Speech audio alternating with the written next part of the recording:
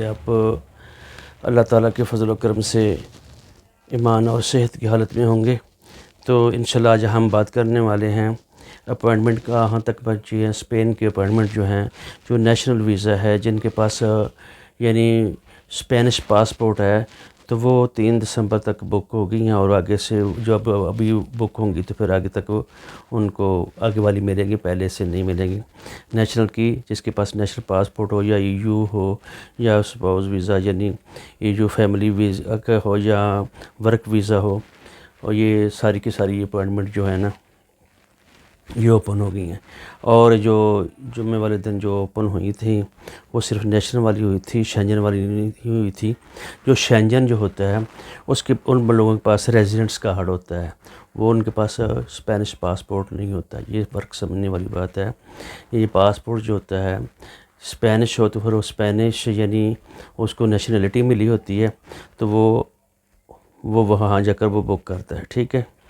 EU والی visa والی جو نہ ہوتی ہے اپوائنٹمنٹ، جب اپوائنٹمنٹ بک کرے تو اس چیز کا خیال رکھنا ہے نا۔ تو شینجن ویزے والی جو یعنی اپوائنٹمنٹ ہیں جن کے پاس فیملی ویزا ہے یا دوسرا ہے، ڈاکومنٹ بھی وہی تقریباً لگتے ہیں، ٹھیک ہے۔ تو جس بندے نے شینجن والی جس کے پاس ریزیڈنس کارڈ ہے تو ووکیشنل یعنی اس والی جو فیملی یعنی اپوائنٹمنٹ اس نے بک کرنی ہے وہ دوسری بھی نہ بک کرے تاکہ وقت ضائع نہ ہو۔ تو یہ بھی 5 دسمبر تک بک ہوگی۔ اب جب وہ بک ہوگی آگے والی جو یعنی اپوائنٹمنٹ آنے والی ہے وہ 6 دسمبر کی آئے گی نا۔ اور ایسے بندوں کو یعنی ہم بھی سروسز دے دیتے ہیں، لیکن ان چیز کا خیال رکھیں جب آپ اپوائنٹمنٹ بک کریں، آپ دیکھنا ہے EU والی ہے یا ووکیشنل والی ہے یعنی ریزیڈنس کارڈ والی ہے، اس کا خیال رکھیں۔ بک کریں گے تو آپ کو کسی قسم کی پریشانی نہیں ہوگی۔ یہ بتانا مقصود تھا کہ آپ اپوائنٹمنٹ اور ہو تو بک اور کر رہے ہوں تو یہ اس میں بندے کو تھوڑی پریشانی ہوتی ہے۔ تو اگر آپ خود بک کر رہے ہیں تو بھی ٹھیک ہے، اگر وہ سروسز لے رہے ہیں، ہم بھی سروسز دیتے ہیں، تو اگر لے رہے ہیں تو وہ تو ہر بندے کو اپنے وہ ہمیں بھی بتانا آپ نے ہوگا آپ کے پاس ریزیڈنٹ کارڈ ہے یا پاسپورٹ نیشنل پاسپورٹ ہے یعنی اسپین کا آپ کے پاس پاسپورٹ ہے۔ یہ ان چیزوں کا تھوڑا سا خیال رکھنا ہوتا ہے تاکہ کسی قسم کا مسئلہ نہ ہو۔ اور یہ بھی یاد رکھیں جب آپ نے اپوائنٹمنٹ کر لی اپنے ڈاکومنٹ ریڈی کر لیں، سارے کے سارے ان میں پوسٹر کرا لیں اور ان کی ٹرانسلیشن اسپینش میں بھی کرا لیں۔ اور ٹرانسلیشن کرانے کے لیے یعنی اسپین میں لوگ ہوتے ہیں، پاکستان میں کوئی نہیں ہے۔ پاکستان میں اگر کرانی ہے تو وہ سروس لوگ 1-2 بندے ہیں وہ دیتے ہیں، ہم بھی سروس دے دیتے ہیں، لیکن اس میں چارجز بہت زیادہ ہو جاتے ہیں۔ اگر آپ اسپین سے آپ کروائیں گے تو وہ آپ کو ایزیلی آسانی سے PDF فائل بنا کر اپنے متعلقہ آدمی کو، اپنے خامند کو جو بھی آپ کو بلا رہا ہے اس کو بھیج دیں تو وہ اسپینش میں پاسپورٹ بنا کر آپ کے بھیج دے گا۔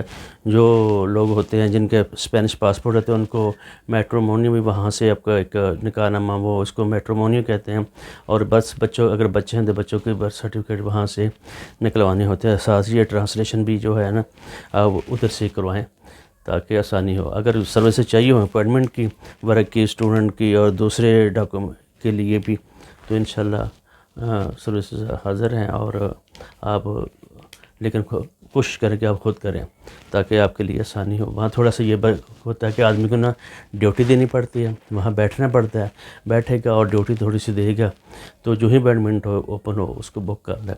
اگر نہیں ہوتی یا مسئلہ آتا ہے یا بعض لوگوں کو اس چیز کی سمجھ نہیں ہوتی تو وہ سروس مانگیں گے تو وہ انشاءاللہ حاضر ہے۔ تو میرا نمبر بھی آپ کے سامنے آ رہا ہوگا۔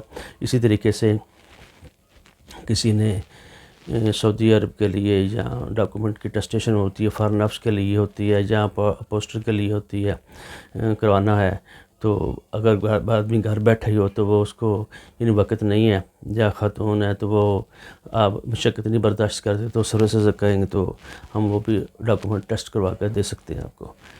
تو امید ہے ویڈیو آپ کو پسند آئی ہوگی انشاءاللہ۔ دعا میں یاد رکھیے گا۔ چینل کو سبسکرائب لازماً کر لیے۔ میں محمد منشا اسلام آباد سے بول رہا ہوں، تقریباً دراز سے کام کر رہے ہیں۔ انشاءاللہ جو بھی سروسز ہوگی آپ کو صحیح ہو